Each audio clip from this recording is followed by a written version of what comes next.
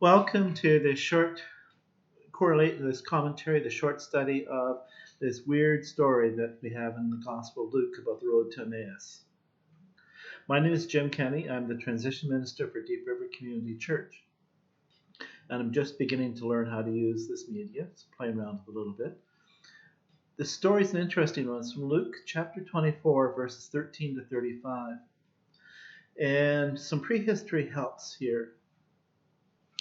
There had been a whole series of empires, one kind or another, that had taken control of Israel, that land that these Jewish people had spent a lot of time in, over 1,000 years.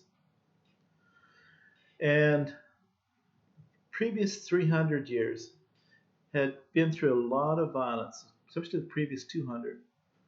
Kind of a period of time which was so intense that there became a hunger in the Jewish people to achieve liberation from rulers, to have their own country again, to be free people, a sovereign nation. And as they looked through their scriptures, they developed a sensible promise in little verses here and there that God would send a person, a Messiah, an anointed person to free the Jewish people from this rule of oppressors. And the story grew and developed all kinds of edges, all kinds of stories, all kinds of expectations. Most of the people were expecting this Messiah, this anointed one of God, to be able to draw on the strength of God, the power of God, angel armies, to get rid of the oppressor and to free the nation. These people following Jesus around thought he was the Messiah. They thought he was the one.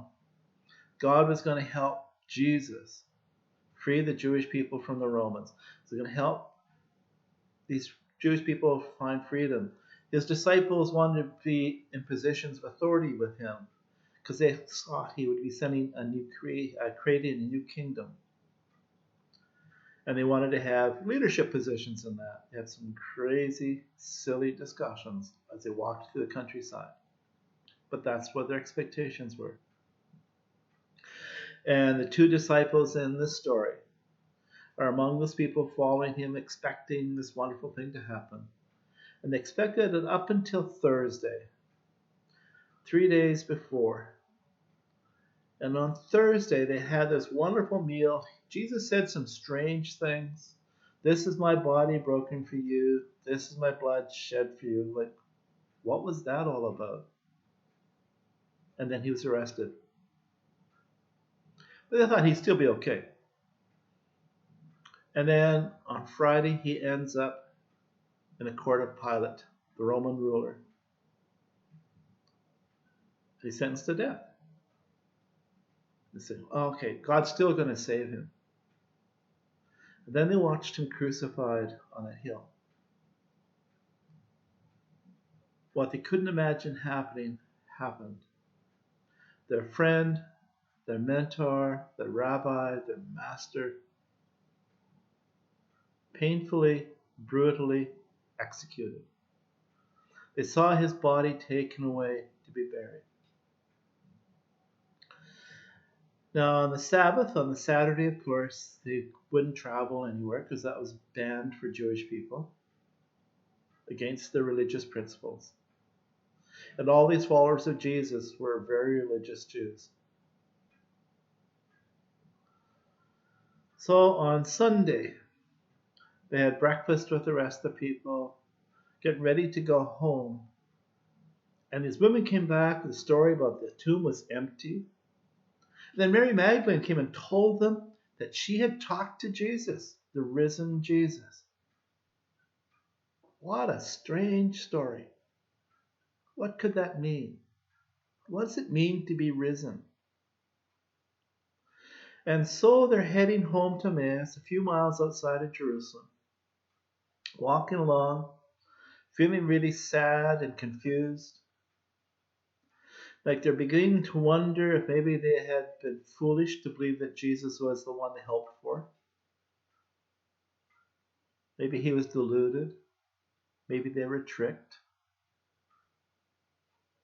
And then the stranger joins them, asks them why they're upset and angry. So they tell him, you haven't heard? And so they tell him what happened. Then he begins to talk to them as they walk home, bringing on verses, one sort or another, from the Holy Scriptures, explaining to them, a little bit at a time, why what happened needed to happen, how it was all part of God's plan. And so they're beginning to feel hopeful, beginning to think that maybe things would be okay. Not sure yet. And the stranger is going to go on past as they arrive at their place, and they ask him in. So he comes and joins them. They prepare a meal. He sits down with them. He takes the bread, gives thanks, breaks it, and they recognize him. And then he disappears.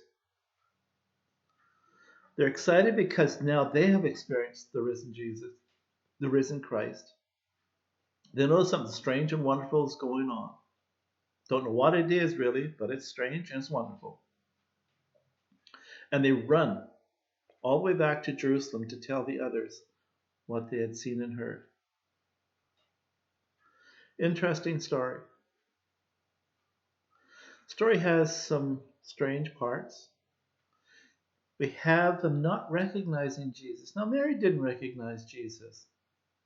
She needed to hear his voice, to hear him call her by name, to know who he was.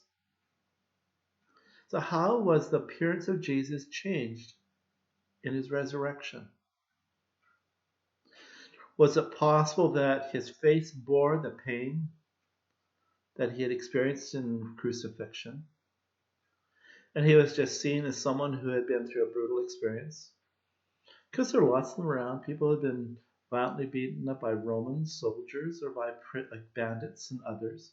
Maybe they're diseased. Maybe he's sick. There's all kinds of things happen with people with all kinds of distortions in their face. Was he changed in some other way?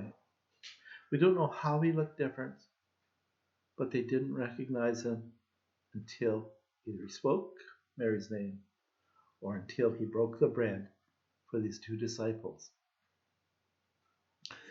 The other kind of interesting thing in this story is one of the disciples is named and one isn't.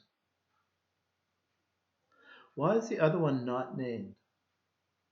Was it because it was a woman and women didn't really matter too much in most of the stories? Was it a man and implied a relationship that they didn't really want to highlight too much in their scriptures? Was it a person not considered important because the person named was the one who was seriously involved in the community and the other person was tagging along? Different people look at this story and that business about the names differently. We don't know what the truth is. The reality is that this might have been just a story that Luke created based on a whole bunch of different experiences and put them all together in one story. We don't know. Interesting story. But one thing the story assures us is the risen Christ is with us, and we're not alone, no matter what's happening. Thanks be to God.